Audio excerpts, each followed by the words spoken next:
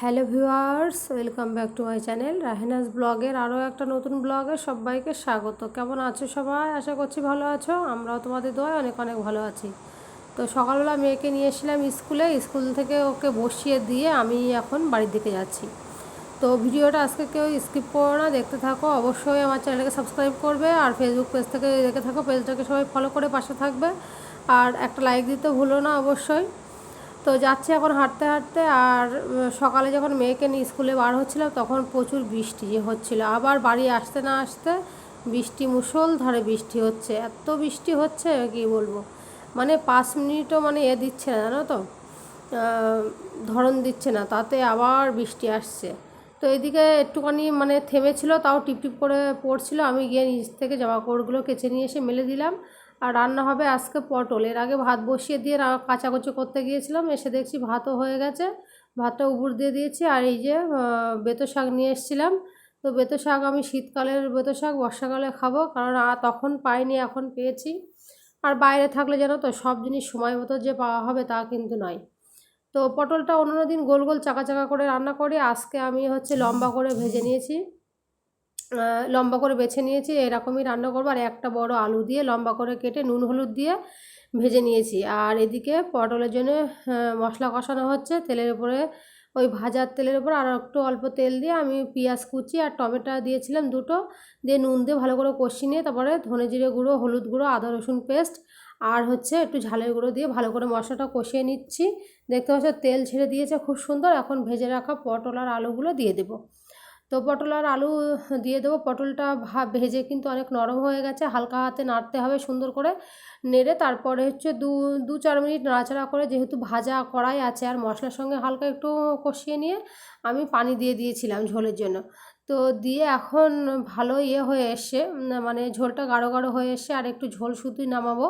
তো আমি এখানে একটু ঘি দিয়েছি আর দিয়েছি তোমার গরম মশলা গুঁড়ো দিয়ে এখনই তুলে নেব। তো কেমন হয়েছে রান্নাটা বলবে। রান্নাটা মানে টেস্ট হয়েছিল অনেক খেতে, জানো তো। তো এর ফাঁকে তরকারিটা আমি হচ্ছে একটু আস্তে দিয়েই এই পাশে লেবু ছিল 3টে, অনেক দিনের গাছ শুকিয়ে যাচ্ছিলো, তো সেটা কেটে নিয়েছি। তো কাটি কাটি করে আসলে কাটা হচ্ছে না। আর বর্ষা হচ্ছে, বর্ষায় লেবু টেবু খাওয়া ঠান্ডার ব্যাপার, ওই জন্য আমি কাটবো কাটবো করে কাটা হচ্ছে না। আর শাকটা আমি এর ফাঁকে বেছে ধুয়ে নিয়েছি, এখন সিদ্ধ দেবো। শাকটা নুন হলুদ দিয়ে সিদ্ধ বসাবো। আর ওই পাশে আমি শাকের ভিতরে আলু দেবো বলে নুন হলুদ দিয়ে ওটাও ভেজে নিয়ে আলাদা করে রেখেছি। এই যে এই কড়াইতেই ভাজবো। তো আগে এই কড়াইটাই আমি এই যে ভালো করে বেছে কেটে নিয়েছি। আর কি বলো তো, আমাদের যেরকম বেতো শাক গ্রামের বাড়িতে যখন আমরা তুলি বা মাঠ থেকে তুলে নিয়ে এসে খাই, তখন কিন্তু কী হয় জানো তো, মানে টাটকা থাকে, আবার কচি থাকে। তো এটার বেলায় তেমন না, মানে একটু ডাঁটাগুলো শক্ত হয়ে গেছে, তাই কি পাতাগুলো অনেক সুন্দর ছিল, আমি পাতাগুলো বেছে বেছে আগার দিকটাতে নিয়েছি। তো এই পাশে ওইদিকে শাকটা সিদ্ধ বসিয়ে দিয়ে আমি এখন চলে এসেছি ঘরটা ঝাড় দিয়ে নেব। ঘরটা ঝাড় দিয়ে নেব নিয়ে তারপরে আমি শাকটা ভেজে যাব গোসল করতে। তো এর ভিতরে বাইরেও বাড়ি চলে এসেছিলো, ও গোসল টোসল করে আমিও গোসল করে নিয়ে রান্না বান্না হয়ে গেছে। এই যে শাকটা ভাজার সময় আর দেখায়নি, আসলে ফোনে চার্জ ছিল না, জানো তো। তো ভেজেছিলাম কি বলো তো, ওই তো ধনে সরি শুকনো ঝাল দিয়েছিলাম ফোড়নে, পেঁয়াজ কুচি, রসুন আর কাঁচা ঝাল এই দিয়ে ভেজে নিয়েছি। আর এই যে পটলের তরকারিটা দেখতে পাচ্ছ খুব সুন্দর হয়েছিল, ঘি দেওয়াতে না আরও বেশি টেস্ট হয়েছে। একটা শসাও কেটে নিয়েছি। আর খেয়ে একটু শুয়েছিলাম, বাইরেও গিয়েছিল মেয়েকে স্কুল থেকে আনতে, আমি যাচ্ছিলাম, আমারই বারণ করছিল যে যেতে হবে না, তুমি বসো আমি যাচ্ছি। তো নিয়ে আসার পরে আমি এখন 5টার সময় মেয়েকে নিয়ে যাচ্ছি পড়তে দিতে। আকাশে কিন্তু অনেক মেঘ, তারপরেও ছাতা নেইনি।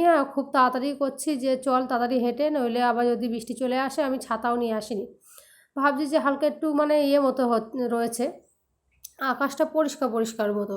তো আকাশ পরিষ্কারের কথা বলে লাভ নেই, যখন তখন মেঘ হচ্ছে, যখন তখনই বৃষ্টি হচ্ছে এরকম। তো সন্ধ্যাবেলা বাইরেও গিয়েছিল আনতে, আমি আর যাইনি। তো এসে এই যে ও পড়তে বসিয়েছি, পড়া টড়া হয়ে গেলে হোমওয়ার্কগুলো করিয়ে নিয়ে আমি এখন একটু চা করতে এসেছি, চা খেয়ে নেব। আর পড়ে খুব তাড়াতাড়ি বাড়ি চলে এসেছিলো, ঘন্টাখানিক মতো পড়া ছিল। আজকের ব্লগ কিন্তু ছোটোই, খুব একটা বড় না। ভালো লাগলে আমার চ্যানেলে সাবস্ক্রাইব করবে, আর ফেসবুক পেজ থেকে যদি দেখে থাকো অবশ্যই একটু সবাই ফলো করে পাশে থেকো।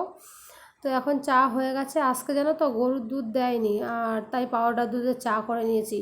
ও মাঝে মাঝে গরুর দুধ দিচ্ছে না কেন জানি না। যেখান থেকে দুধ নেই ওদের হচ্ছে মাঝে মাঝে দুধের মানে প্রবলেম হচ্ছে, ওই কারণে বলছিল যে দুধ যখন প্রবলেম হবে একটু তখন আর দেবো না সেদিন সেদিন। তো চাটা করা হয়ে গেছে, মেয়ে ওরিও বিস্কুট দিয়ে খাচ্ছে আর আমি এই যে পরোটা বিস্কুট যে যা সব নিয়ে এসেছি, খেয়ে নেবে যে মানে যে যার ইচ্ছা মতো। তো আজকের ব্লগ এই পর্যন্ত, দেখা হবে নতুন কোনো ভিডিওতে। তখন সবাই ভালো থাকবে, সুস্থ থাকবে, বাই।